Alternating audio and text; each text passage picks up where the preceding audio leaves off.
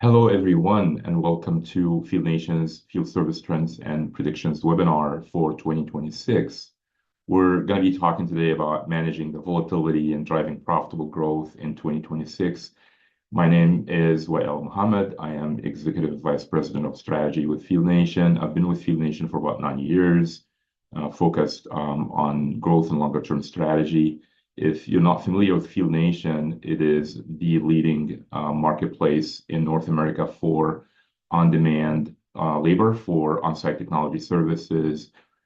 We have the virtue of running close to $500 million of field service work on our platform every year. That is around 1.5 million of short-term jobs that we call work orders.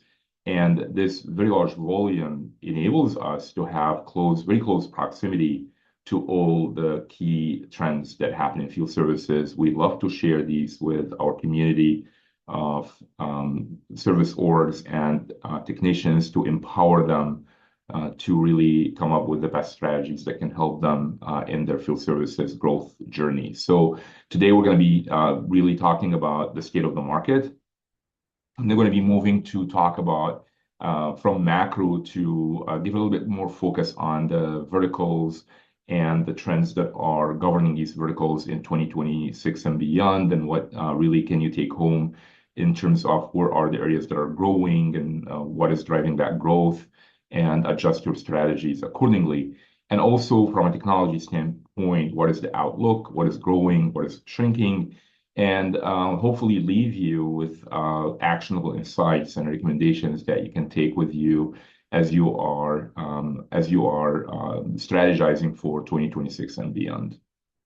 So we talked last year, same time when we were going through 2025 and the outlook of 2025, about how uncertain the atmosphere was, how uncertain the environment was. We actually talked about what the economists back then called VUCA: volatility, uncertainty, complexity, and ambiguity. Definitely the outlook was not the easiest thing. In fact, 2024 was one of the tightest years when it comes to how the economy grew. But then what we really witnessed in 2025 is that the economy, and as well as definitely the different sectors, including field services, have really adapted to this picture of uncertainty, showed a lot of resilience and efficiency, and switched even their focus to growth. So 2025, and especially the second half, showed really a lot of great outcomes. From inflation, which was back then very uncertain where it's going to head, to inflation a little bit more under control, hovering between 2.5 and 3, like somewhere around 2.7%. In the meantime, it is now viewed that the 3% is the new 2%. So most of the companies, most of the service orgs started really adapting to that new reality, to also resilience around the situation with the tariffs, and how retail really adjusted to that situation, designed their supply chains to bring forward stocking in order to beat and to really get ahead of these tariffs, and figured out a way to build new trading partnerships to really work out the situation with tariffs. Consumer spend, which was also very uncertain, showed a lot of resilience in 2025 and the second half of 2025. And what we've seen from retail is growth that is beyond its longer-term trajectory of 3.7.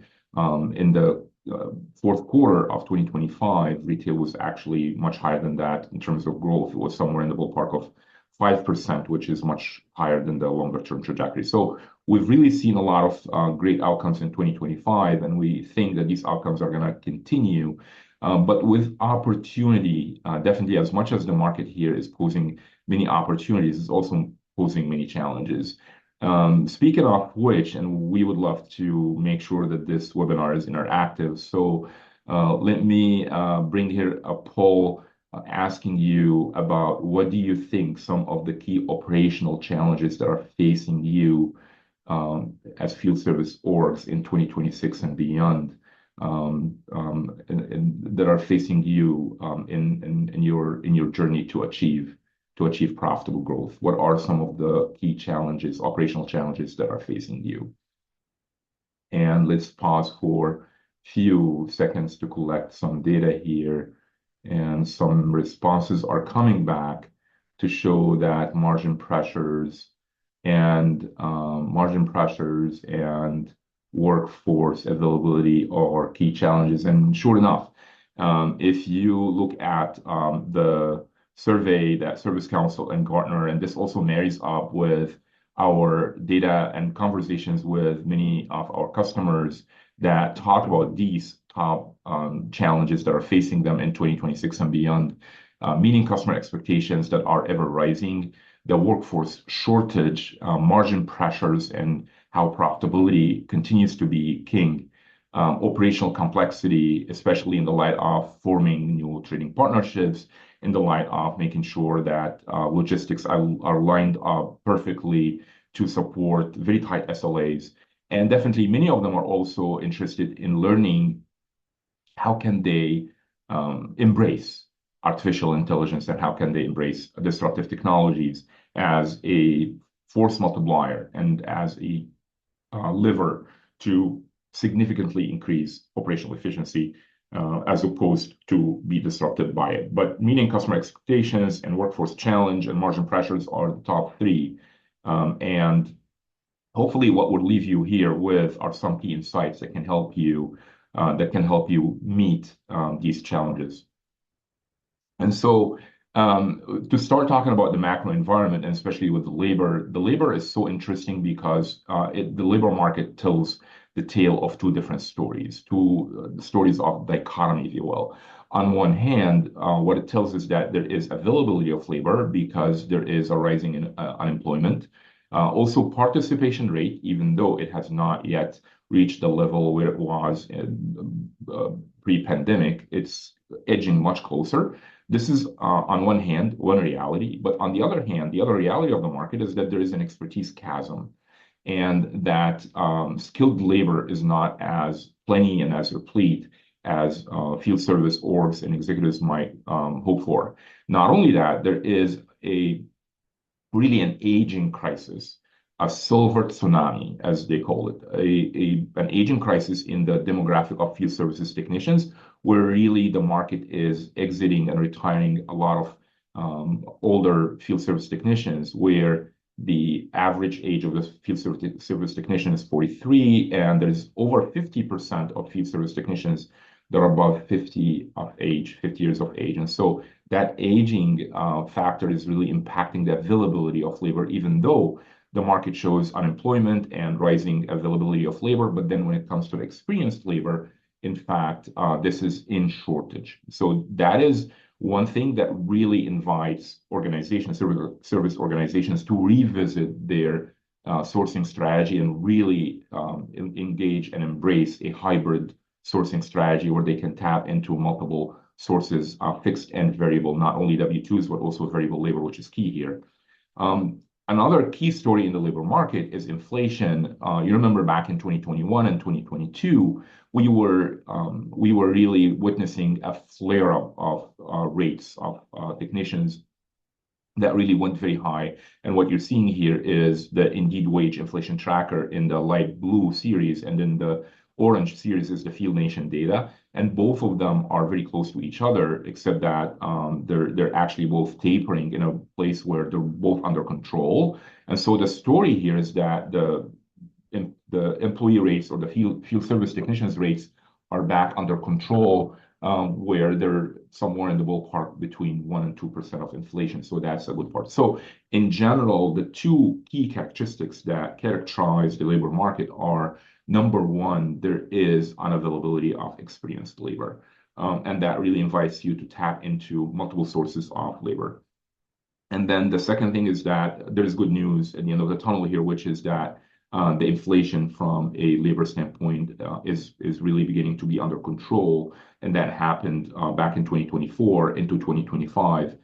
It's hovering now between 1% and 2%, which is back into control if you compare it to 2021 and 2022. And also continuing to talk about macro, retail in 2025 witnessed for the first year a consistent growth in sales. As you can see back in 2021, 2022, 2020, 21, 22, we saw what was unprecedented in our lifetime, which is massive growth in retail sales that was mainly driven by a lot of available money supply in the hands of the American consumer. The government poured trillions of dollars in COVID relief in the hands of the American shopper, and they went shopping. And retail definitely took advantage of that and put a good percentage of that into capital expense, renewed and remodeled and bought a lot of equipment, purchased a lot of equipment. But then 2023 and 2024, the growth was really inconsistent and tight. That actually eased out in 2024 Q4 and then started becoming consistent in 2025. And this really drove retail to release more capex or additional capex, as we saw in the second half of 2025, which is like really, it was one of the great outcomes of 2025. And we do expect that this will continue all the way through 2026. At Field Nation, we love to embrace a discipline that we call the granularity of growth, where we don't look at the market from a macro standpoint only, but we try to dig deeper and fly at a much lower altitude and start looking at the different micro segments, as we call them, which are the combination of looking at the market from a technology standpoint and from a market vertical standpoint. And we'd love to really walk you through this today so that you end up with some key insights about which micro segments are growing and which micro segments are not, so you can take that and really adjust your strategies. But I would love to always advocate for this granularity of growth or the micro segments model. Speaking of which, let's go quickly through what's going on in retail and what are the key trends that are shaping which of these micro segments are turned hot and which ones are not. And so when you talk about the different trends in retail, there are 6 key trends that are shaping retail in 2026 and beyond. The first one is return of refreshes and upgrades. And really what you see here is that retail sales, as I mentioned, became a lot more consistent in Q4 of 2024, moving into 2025, which really gave retail some reassurances. And in addition to the dropping cost of capital as the Fed went ahead and cut the rates 3 times in 2025. And this invited retail to start like really seeing a more positive outlook, including increasing their capex per square foot, which is a key metric in retail, capex per square foot. And that increase in capex or square foot went really into refreshes and upgrades. And that really was a key trend that we saw in 2025, and we do expect it to continue through 2026. So more or additional capex was released. The strategic pause that we witnessed in 2024, where retail held capex per square foot a little bit tighter, and they were not engaging into capital expenditures, especially really slowed down their M&A activity, slowed down their store openings activities, slowed down some of the significant refreshes and remodels. Now in 2025, they embraced that back because the infrastructure was, the pandemic technology infrastructure was expiring, and also they needed to spend a lot more into operational efficiency and automation. What this really reflected into was more refreshes and remodels, and this is expected to continue through 2026. The store of the future theme, more upgrades onto point of sale, more spend onto self-checkouts and electronic shelf labels. And this actually invited them to renew their cabling, networking, and wireless infrastructure. And this we predict will continue through 2026. And then when you go back to our second key trend here, which is dynamic store rationalization. We used to talk about store openings and store closings or closures. In 2026 and beyond, what we're really witnessing is that retail embracing the mindset or the strategy of dynamic store rationalization, where it's mainly about same-store sales, it's mainly about store profitability, it's mainly about doubling down and tripling down on stores and areas where they're seeing more consumption. And so because we're seeing a K-shaped economy, there is definitely a trend where the discount stores and discount grocery stores, both discount stores and discount grocery stores and wholesale stores, are really seeing some traction. And so Aldi, Dollar Tree, Dollar General, Burlington, which I also view as a discount store. Costco is wholesale. Many of these are wholesale, discount groceries. They're really gaining traction, and you're going to see hundreds of openings in 2026 and beyond. Versus some contraction that is happening in retail pharmacy. We saw overexpansion that happened post-COVID, post the pandemic, where there was a lot of retail locations that are opened. And this is now being right-sized back. So you're going to see closures in Walgreens, CVS, and full closure on Rite Aid, and some convenience as well as in 7-Eleven. And the reason for that, again, is that they overexpanded during or after the pandemic, and they needed to right-size back. So this is not to be viewed negatively when you look at these store closures, because essentially what they do, number one, is that this is still field service activity, as in decabling, decommissioning, boxing, labeling, migration, reuse. But in the meantime, also, it really increases that CapEx density that I was talking about earlier, which increases the technology per footprint per store spend, which is also a positive field service trend. And then digitalization of the in-store experience. This is a trend that continues with focus on hyper-personalization, optimizing the assortment between online and physical, making sure that the shopping experience is so convenient and so much similar to the device online. And this is very attractive to the Gen Zers. And this means a lot more investment into self-serve and interactive kiosks. Interactive kiosks win. This is a key trend. Interactive kiosks are big, especially for the store formats of the day. Smart shelves and RFID, digital signage.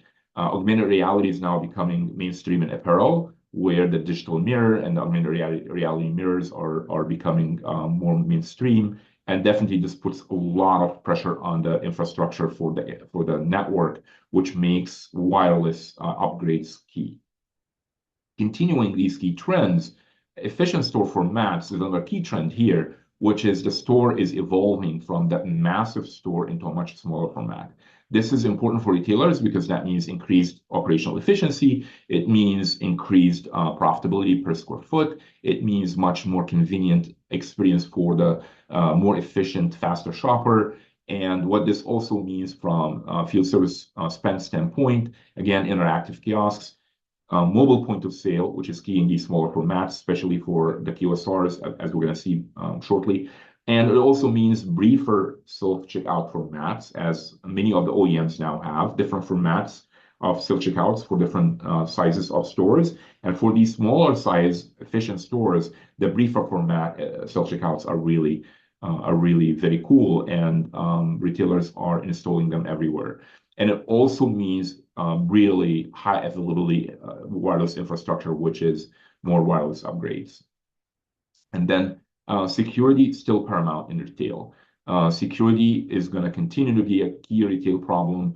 It is being assessed as a problem that is $140 billion plus in terms of retail inventory shrinkage. So retailers are still investing big time in security, in integrated security systems, in upgrading their IP cameras. The cool thing is that many of the OEMs took the solutions really to the next step by bringing these cameras into a level where they can collect the data and really provide analysis on the traffic flows and how the different shoppers and by the different profiles do the shopping. So that helps really retailers not only have more heightened security in their stores, but also in the meantime be able to analyze their shopping experience analytics and take a look at what they can do to have much better, more optimized planograms and more optimized assortment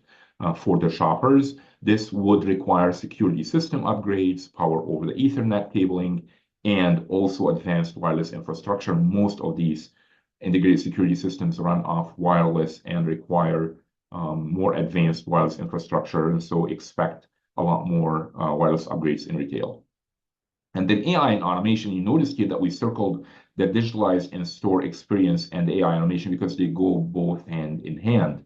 With the AI, retailers are really leveraging AI across the board in multiple areas. First and foremost, in the back office, in the warehouses, where now we see fleets of robots working together, collaborative robots that are working together to prepare the stock in a way that can easily be accessed.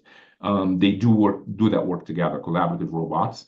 It also is leveraged in really bringing a lot of personalization to the consumer profiles. So all these analytics that I was just talking about goes to help the retailers optimize their planograms a lot even more. It also brings, especially with the help of the sensors and the electronic shelves and electronic shelf labels, to collect all that data and disseminate that data real time to the vendors to help the vendors replenish the shelves in a lot more real time and help the vendors really adjust the supply and demand in a way that was never witnessed before across the different channels, including both store and online, especially for the large format retail that is now also being leveraged as fulfillment stores, as you know.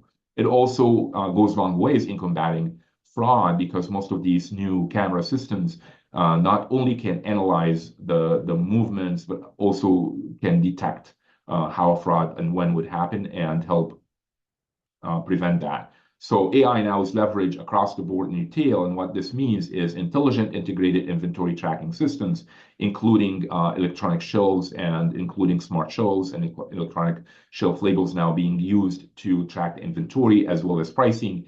And then AI-powered surveillance systems and integrated security systems that are powered by AI, robotics, teams of robotics, collaborative robotics in warehouses. And that also, again, puts a lot of emphasis on a robust, really broad bandwidth wireless infrastructure that requires a lot of wireless upgrades. And then, as we were talking about security here, we want to move to actually put a little bit more of a spotlight on quick serve restaurants. It's one of the key retail segments that we like to always track because of how rich it is in field service spend. One of the key things that you might already know about QSRs is that the delivery and the drive-through represent 70% of the revenue. So there is what you would want to call, actually what QSRs call drive-through wars, where really QSRs are focusing so much on the experience through the drive-through and making the experience through the drive-through very much seamless for the consumer, very much interactive, very much fun, but in the meantime, very much profitable, very much revenue growth driven for them.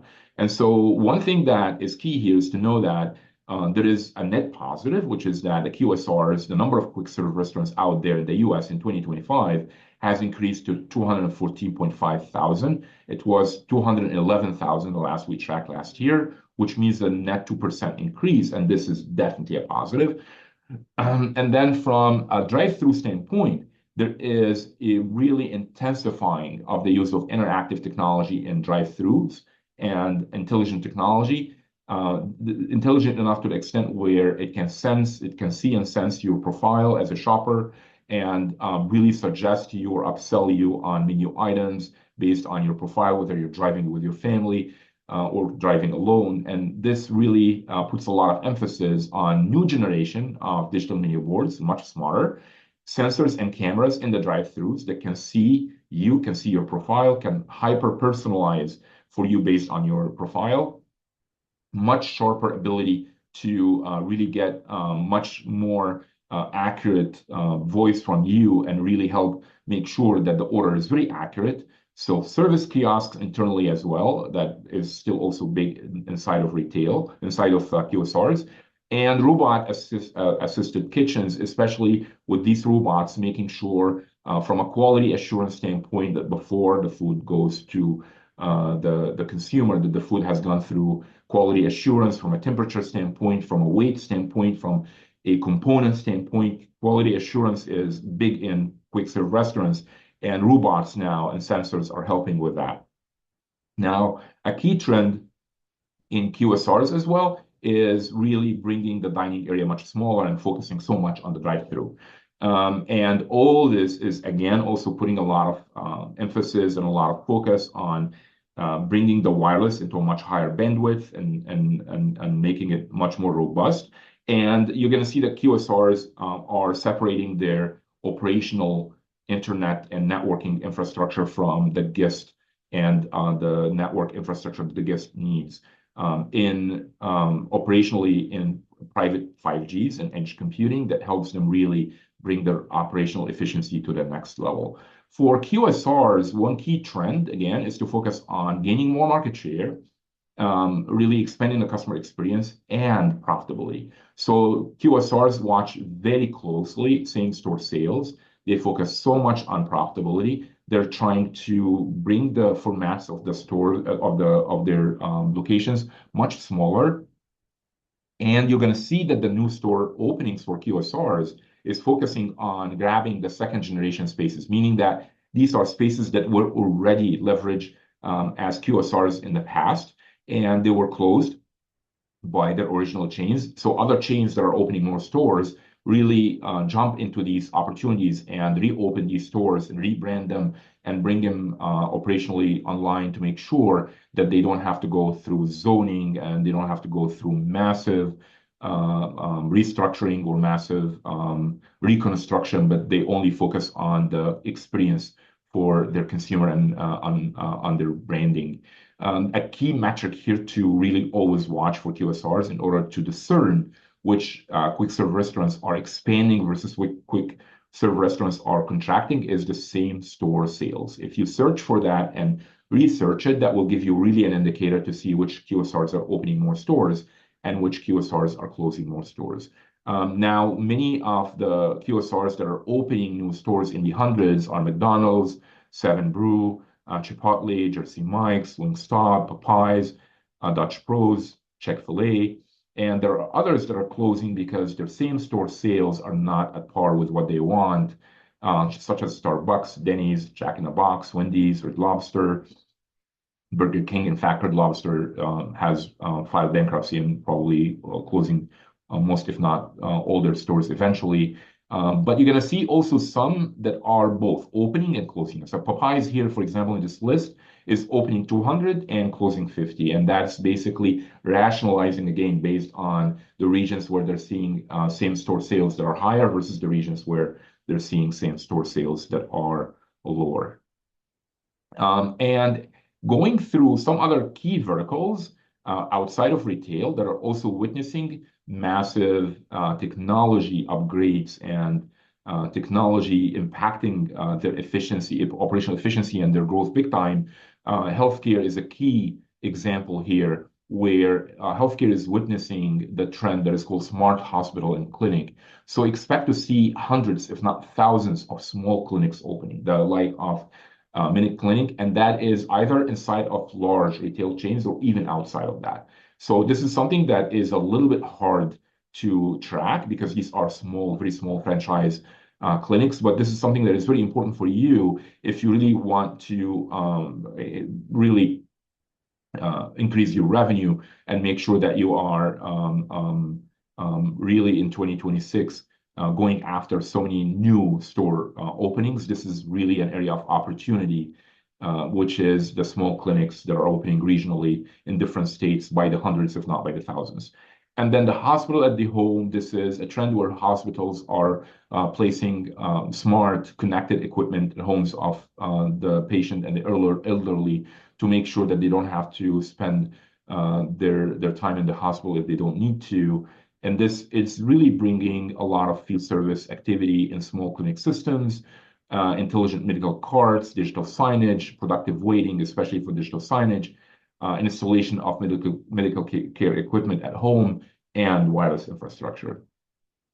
As far as hospitality is considered, it's witnessing really a lot of hyper-personalization, robot fleets that are now going all the way to the rooms to help with the service, and digitized consumer experience. So a lot more of interactive kiosks for check and check outs, robot commissioning and maintenance, digital signage for guest guidance, and hotels are another vertical that likes to separate the guest wireless networks from their operational networks in focusing on high bandwidth, highly robust wireless for the guests, but also 5G networks for their own operations. So expect that there will be a lot of wireless and 5G upgrades in hotels. going into banking, which also is witnessing a lot of technology revamp, especially that there is a lot of reduced visits to the banks. So the banks have moved to remote advice. Most of the bankers now go online and give remote advice to their customers. A digitized consumer experience for those that decide to go into physical banks. And because most of the operations now are ATMs, so what this means for field services in 2026 and beyond is proactive ATM maintenance, smart and cardless ATM upgrades, a lot of digital signage in the banks to guide those that come in and want to finish their services quickly, and then AV conference room capabilities, especially with that remote online advice that I was talking about. Now, moving from the verticals to the technology angle, remember when we talked about the granularity of growth and the micro segments, we talked about an angle that is in the verticals and an angle also that comes in from the technology side. Let's go through some of the key trends that are more coming from technology and talk about how these trends are shaping 2020 field services in 2026 and beyond. This data actually is from the FieldNation platform from 2022 all the way through 2025, and we like to slice it and dice it by the technology to take a look at which technologies are growing, which technologies are shrinking, share with you the reasoning behind that, and give you some predictions for what to expect in 2026 and beyond. So networking is one of the key technologies that will always maintain a trajectory of growth. And the reason for that is twofold. Number one is that it's everywhere. It's ubiquitous. It's really everywhere. So expect to see continuous growth of networking in 2026 and beyond. And also, one key thing here is that for networking, it's mainly driven by wireless, a lot of wireless work. And this wireless is witnessing a lot of upgrades. So wireless technology is witnessing a lot of upgrades from Wi-Fi 6 to Wi-Fi 6E to Wi-Fi 7. That continues to happen in 2026 and beyond, all the way through 2028. This includes cable run, power over Ethernet, upgrades of wireless access points, and wireless surveys. As far as cabling is concerned, we saw really cabling edge up in 2025, and this is a byproduct of retail refreshes and upgrades. And remember, we mentioned that retail refreshes and upgrades came back in the second half of 2025. That really brought cabling up. Cabling lines hand in hand with retail openings, QSR openings, and remodels and upgrades. So that growth in 2025 was driven mainly by that. And we do expect that to continue at least through 2026 with growth again in cabling. As far as point of sale is considered, it's really one of the cyclical technologies. So there was a strategic pause in 2024, as I mentioned. Retail actually strategically paused refreshes and upgrades, but that strategic pause eased out, and retail continued spend on refreshes and upgrades in 2025, which drove growth in point of sale. Expect for point of sale to see a lot of these upgrades to continue, especially for card readers and PIN pads to bring into a level where they are more secure, they are NFC enabled. Do not expect to see a lot of installations of new equipment, except for mobile point of sale in quick serve restaurants and brief formats of self-checkouts in convenience stores. And then from a desktop laptop standpoint, the picture here is a little bit more mixed, where we saw what I would call like a stall of growth. In 2023 and 2024, the market was saturated because of a lot of units that were shipped and installed during and shortly after COVID. But after that, the market was really saturated, and there weren't so many new equipment that was installed. There was like really a stagnant growth there. But then it came back in 2025, not in the form of new installations, but in the form of Windows 11 refreshes and upgrades.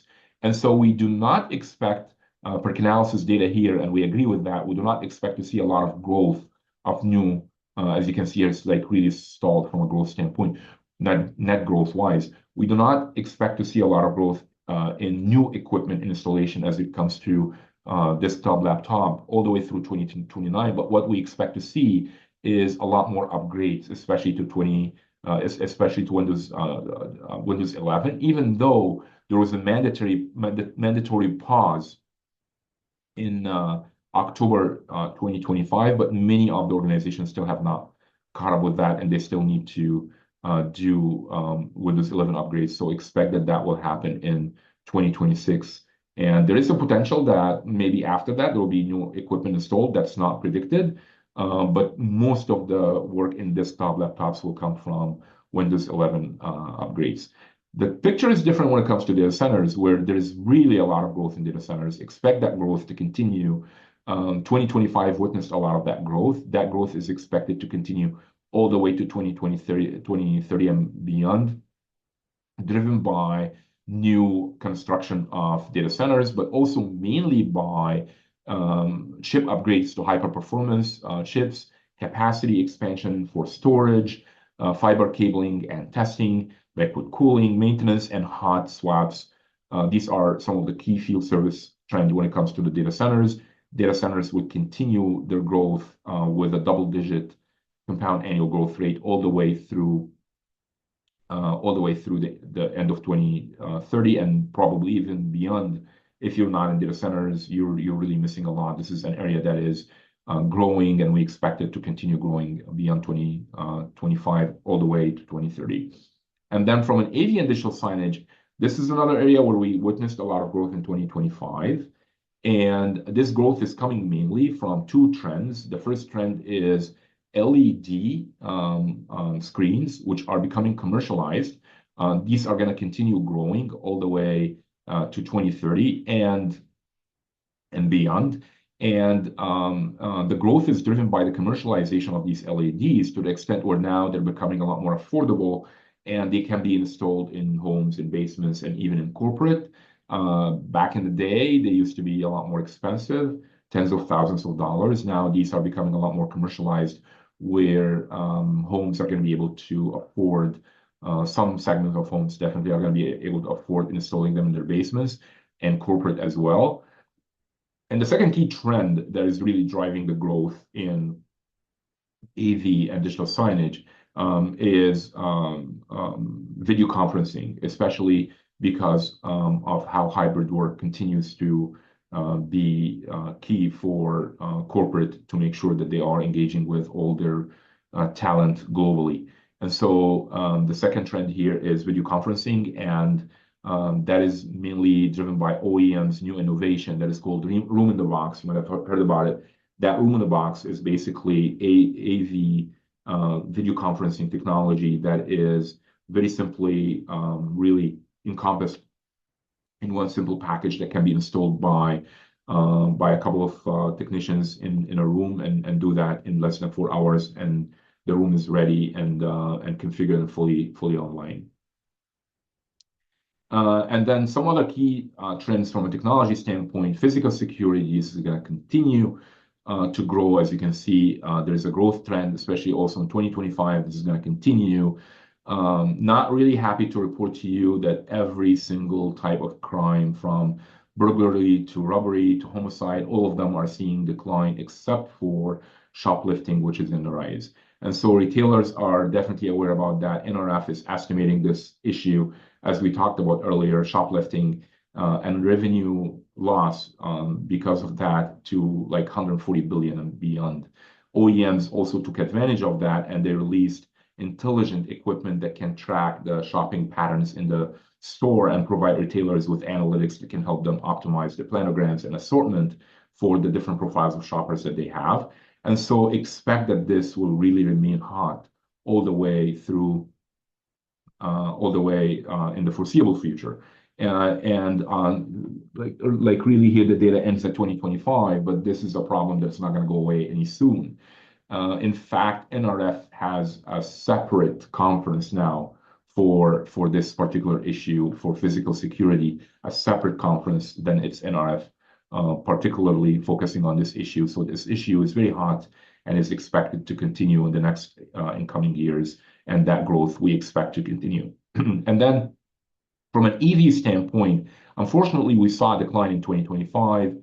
We expect that this is going to go into stagnation a little bit in the next year or two, and that is because of, number one, the government subsidies into EV are no longer there. People are not buying many EV as they used to. There is fierce competition from Chinese brands such as BYD. However, even though there is a decline in growth, still expect that there is still work to be done in EV, especially in consumer garages. Many of the consumers want to install superchargers, and so that is going to be the new trend, installation of superchargers in consumer homes in 2026 and beyond. Kiosk is big, and this is really one of the key technologies when it comes to field services in 2026 and beyond, because of how the digital technology or the digitalization of the stores is taking shape, especially when it comes to interacting with the Gen Zers, bringing the online experience in the store. Interactive kiosks are reigning supreme. So expect that the growth that is here in 2025 to keep continuing to 2026 and beyond, to see a lot of growth of interactive kiosks in quick serve restaurants, in retail, in airports, everywhere. Interactive kiosks is such a key technology and is going to continue to grow. And then from a telecom VoIP standpoint, there is a little bit of a drop there. Many of the telephony systems that were being upgraded have been already upgraded.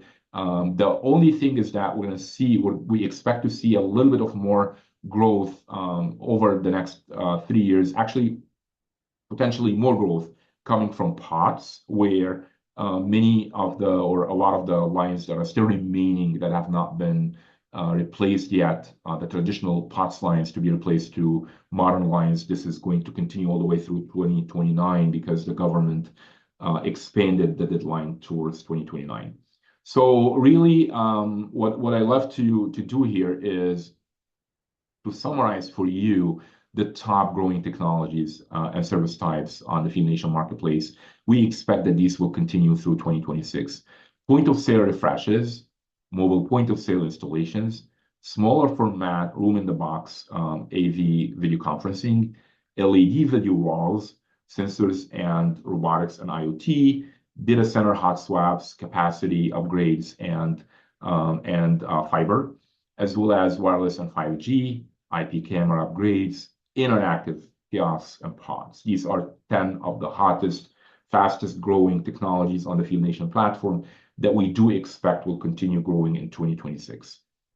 And then now leaving you with 3 key strategies that we really want you to embrace in 2026 and beyond. The number one is we want you to go on the offense. The market poses challenges, but also poses a lot of opportunities.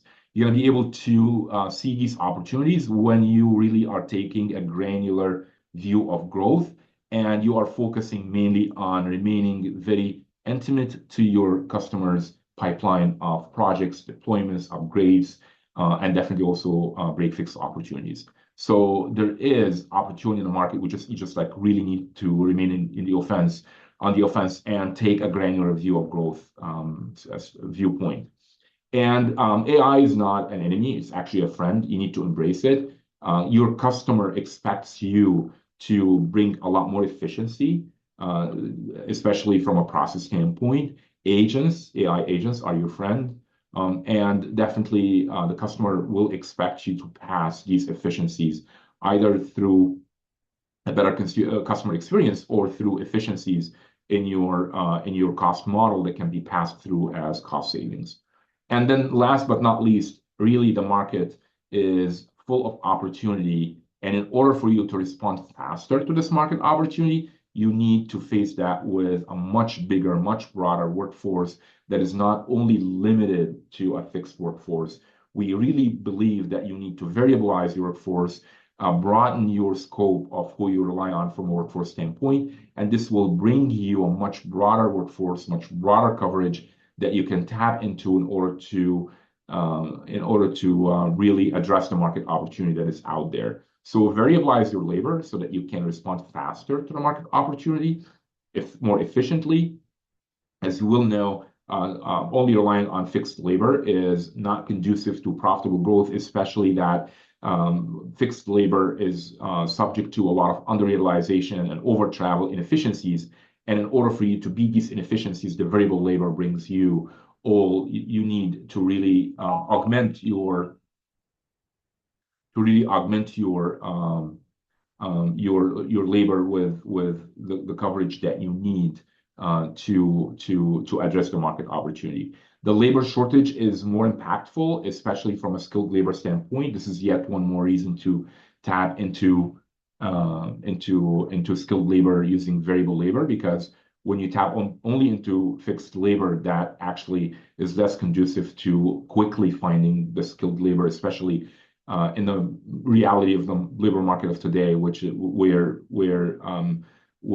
expertise is really tough to find. And then definitely retain your best talent and make sure that you are tapping into your best vendors. All this together can bring you the broad labor strategy that can help you address the market reality of the day. We hope that we have brought you some key insights and some data and some key strategies that can help you plan and strategize in 2026 and beyond and can grow profitably. Please feel very free to send your questions on the chat box here, and as well as always email FieldNation or talk to your sales rep or to anybody at FieldNation that can help you. But you can still also leave your question here in the chat box. Thank you so much.